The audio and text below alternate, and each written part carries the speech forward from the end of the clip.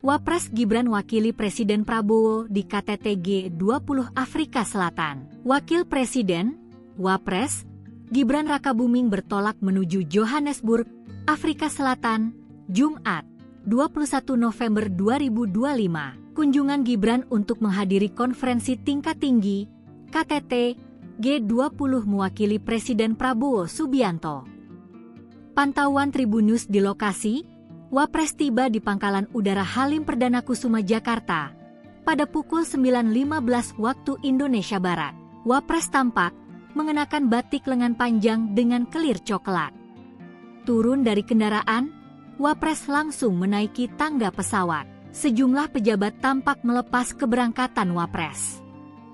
Pesawat yang membawa Wapres akan lepas landas dari Pangkalan TNI AU Halim Perdana Kusuma, Jakarta, pukul 9.30 waktu Indonesia Barat. Kehadiran Wapres dalam KTT G20 menegaskan komitmen pemerintah Indonesia di bawah kepemimpinan Presiden Prabowo Subianto untuk terus berperan aktif dalam pemulihan ekonomi global serta penguatan kerja sama internasional. KTT G20 Afrika Selatan akan berlangsung selama 2 hari, pada 22-23 November 2025 di Johannesburg Expo Center.